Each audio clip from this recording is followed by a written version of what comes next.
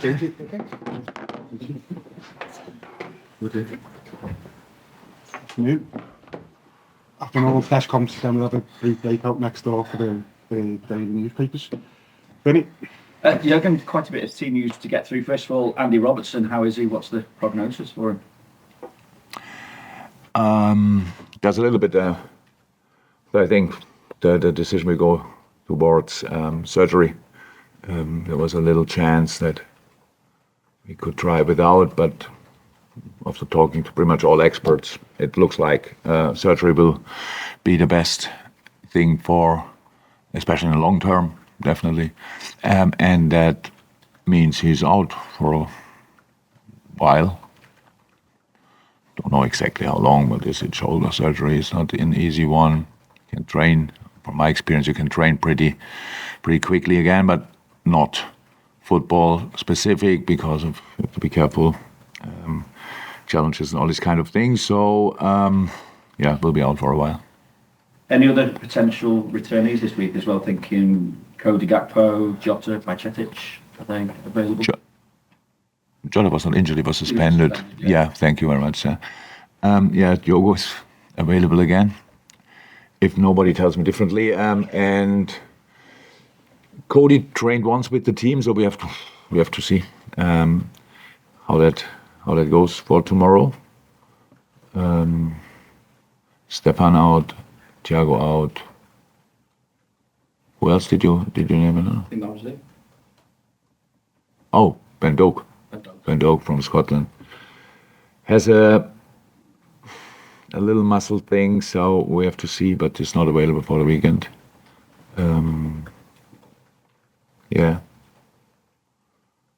Luke Chambers trains today, first time again after a little ligament issue. Conor Bradley still out. Yeah, that's it. Obviously, Curtis is still suspended. So McAllister, Szoboszlai, Gravenberch and Endo have never played in a Merseyside derby. I just wondered, does it make a difference then that their first experience of the occasion will come at Anfield? I'm thinking back to last season as well, when Cody Gakpo, his first goal for the club, came in his first Merseyside derby. Yeah, Merseyside Derby is a special game, no doubt about that. But it's a high pressure game if you want, and they all played them. Maka played it for the World Cup, or with Argentina. Dom played Serbia recently in a super important high pressure game. So they are used to the kind of game, to the exact game. Not, that's true. But actually, I cannot change that now, and I cannot show them a movie of derbies and say that's how it will be, because they were all different as well. So I don't think we should make it too big for them. I think they are ready for it, no doubt about that. And that's it. That's how it is with changes. When really experienced players leave the club, then you have to make your own experience again yourself, and that's what we do. That's it. You've lost just one Merseyside derby in 18. So what are you expecting from Sean Dyche and Everton this time? When was that? That was Carlo Ancelotti in charge a few years back. No. One too much, huh? So, but they were all different, all difficult for different reasons. And I don't think it makes too much sense to compare now other derbies with this derby, because a different team, different manager. So let's have a look at the facts, and that the facts are that Everton is in a good moment. Might have had was a difficult finish of the season, but successful. We stayed in, and then the start was not that easy. But since 3-4 weeks, they got the results in. Before that, they had already performances, at least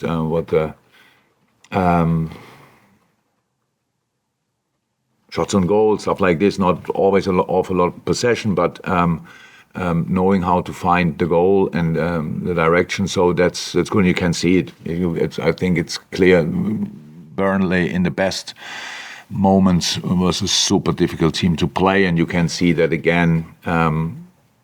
Similar things, different players, similar things, and it's good. It's difficult to defend. We have to be ready for second ball fights. We have to be ready for runs in behind. We have to be ready for a compact defense. All these kind of things. So, it's it will be a tough one. Derbies always were tough. Premier League games always are tough. So we just have to make sure we are in this football understanding and we are patient enough. All of us, people as well. We have to make sure we just put the proper shift in, take the fight, and go for it. That's it. Yeah, in the absence of Andy Robertson and Kostas Tsimikas likely to be involved more in the team, he showed his commitment and signed a new contract recently. Just how important is it to have players like that who are ready to perform when called upon and ready to be prepared and involved with the team?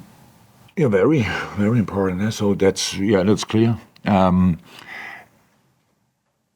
And always was like this. We have, thank God, it's not only Kostas we have for that, because otherwise we would be already, for the amount of games we have, we would already be again a bit short. But we have Joe Gomez who can play the position. We have Luke Chambers and other young boys who show up in training quite frequently. So we have them now in the international break training weeks. So until yesterday, when the other boys were not in yet, you see the boys, the young kids really showing up, and it's good. So there's a lot of talent in there. So you need options. That's clear. And Costa is definitely the most experienced on the position, so that's good. But he cannot play all the games from now on. So we need other options as well, and that's what we have to make sure that we can use all of them. We mentioned the absence of Curtis Jones as well. Just in terms of that midfield area, do you still feel like you're in the trialling phase of working out who's best positioned where? McAllister's been playing the 6, who's playing alongside him, or are you enjoying that challenge in the midfield? I don't think we're in a finding phase really, but it's early in the season, so who knows who will play from next week on which position, because it depends on availability and stuff like this. So, but it's the way we play is definitely possible. We have to be. You only talk about a player on a position that he has not this or that and these kind of things when you are, as a team, when you are not compact enough. So when we talk about defending, that's how it is. So, and I think, of course, Maka can play the position. There's no doubt about it. We can play a different system. We can play with 2 double pivot if you want. That might be then 2 8s rather than 2 6s. Whatever. That's the situation. But there are really plenty of things, and that's not my problem at all in the moment. So that I think about that and wake up at night and think, who can we put there? Endo played again 2 really good games for Japan, so coming back. But it's a tricky selection just because they came yesterday. What is that? Like an easy session. So it's like coming in, warming up, rondo, and then you send them in again. So we have to wait how they feel. We have to talk to them. It's nothing to do how it was 4 weeks ago. It's always different. We try to organize the traveling slightly better this time. That hopefully helped. And so, yeah, it's not a problem who can play where. It's just we have to make sure that we find the right players who are able to able for the intensity of that game, because obviously Everton trained, I think, nearly the full squad there. Obviously not all of them, but they had the majority of the players together. So we have to make sure we can really keep that intensity level what is needed in the derby. Welcome. Jurgen, great record in Merseyside derbies.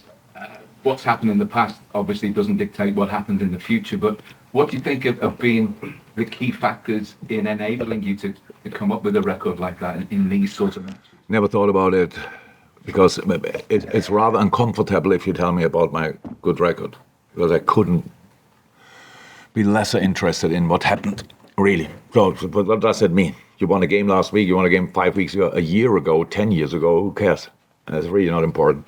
So, but we always try to make sure that we don't think about these kind of things, about the records and these kind of things, so that we make sure that we are really ready for the game. We understand the importance of the game. We understand the pressure comes up with it. That's how it is. And it was always, I can't remember one moment when I said, oh, weekend is derby, and then enjoyed that thought. That, oh, it's coming up. It's just not happening. It's just for us. There's a lot of intensity, and even before the first ball is kicked, and that's what you have to make sure that you channel that in the right areas, that you really, with all the extra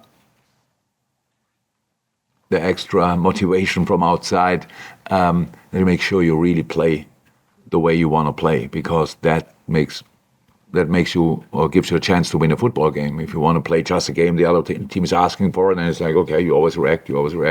So we have to push through our own thing.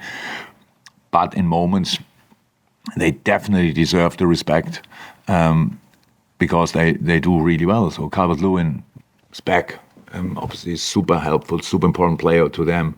Doucouré looks like back to his best around him, with Harrison and McLean on the wings. That's real quality. That's real quality in the middle. Gueye couldn't play, so, but then Onana, Garner, talent, real talent there. Last line, super experienced, and with Braithwaite now, a really good centre half, left-footed centre half. So that's a good team, and England's number one in the goal. So that's a really good team. So that's what you think about, and not. I understand the derby, but I cannot prepare it like a one-off game. We have to make sure that we play to our best, and if we can do that, then we are a really difficult opponent. If we are a difficult opponent, we can win the game, and if we do that, then it's fine. And that's all we are thinking about. Everton look to have a genuine threat in the wide areas, and they've been playing much better recently. Jack Harrison, Dwight McNeil, because of the way Liverpool play, and I know Kostas Tsimikas will more than likely come in at left back. When he plays, he gets into advanced positions. Clearly, one of his strengths is playing higher up the pitch. Is that something you try and sort of balance out, because you don't want to leave space? You speak about football like Everton gets on the ball while Kostas Tsimikas is up front, and we don't react to that. I never understood that. It's not only you; it's in general very often the case. If this happens and he's in 1-1 with him and stuff, yeah, it's football, that can happen. But that Kostas is on the right, on the left, what is that, corner flag, and on his side probably then the winger is high up. On the other side, there must be the ball somewhere. So, and we have. We cannot look at football like that, or I can't at least. In the challenges, it's very important that we win the challenges. That's the key message always before a football game.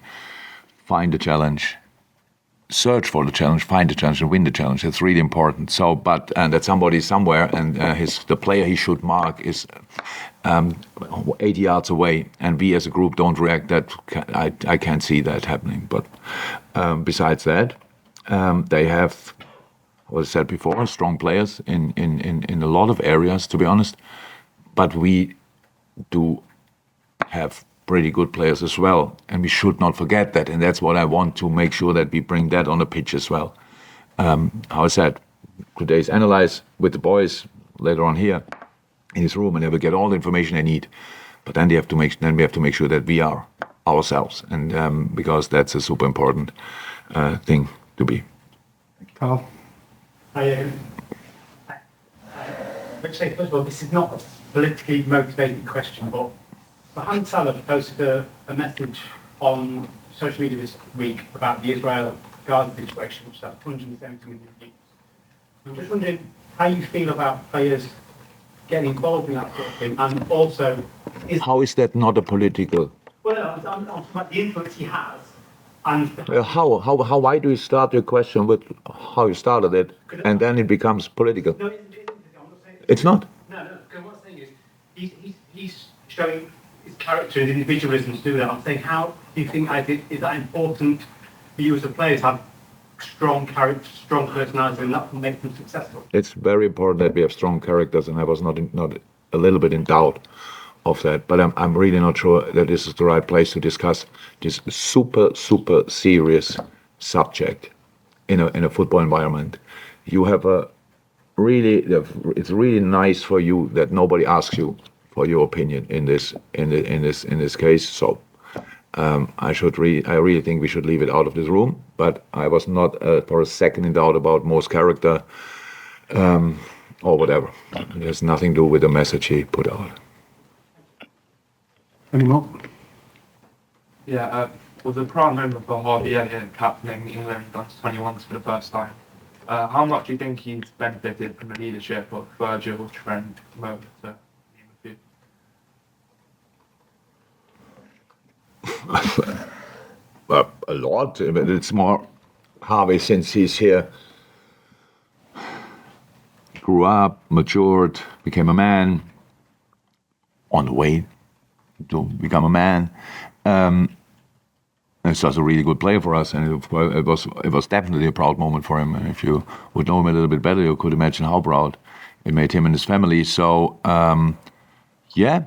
And if you're a good footballer and young and smart, then you take, not sure you need advice, but you take the right role models in the right moment and use the things you see, the things you hear. And that's what Harvey is definitely doing. But on this way, you should not forget we are all different, and so you have to make your own development is very important as well. How you see life, how you understand the things happening around you. And he's a really good in a good way, I have to say. He played really well, obviously for England, played well for us in a lot of moments. Has still space for improvement. He knows that. We are working on that.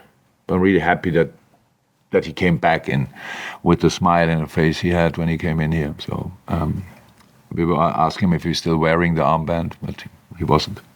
And no, all good, and was a really nice thing. When I saw it, I thought, okay, that means a lot to him. Well done. Just last one, Nick. Yeah, you obviously have got another Cartwell kick after an international break. You said you've done things a little bit of South American players coming back. That's obviously they played Wednesday morning UK time, so what have you done differently to make sure, obviously, the Alexa culture was on half time? Darwin didn't start, Luis Diaz didn't start, so what have you done differently to make sure they can't make it look better for a couple of international? But that's what we always do. I tried for the first time, it didn't work out because there was a miscommunication with other clubs. So we booked flights, better flights, brought them all together, picked them up wherever they played, and so they didn't have to take the commercial flights from here to there, which is obviously pretty tiring after 100-minute football, and they leave you at the airport, and then you have to make sure you get your connecting flight, stuff like this. So we are pretty good at that usually, because we had obviously enough opportunities to practice it. And this time it was much better. So the boys were pretty quickly after the game, we were in a plane and could fly straight to England, and and that makes a massive difference. So what we can do, we always try to do. First time it didn't work out because it's pretty expensive. You cannot pay all this for planes alone all the time. So we share it usually with other clubs, and this time worked out pretty well. Thank you, everyone. Thank you.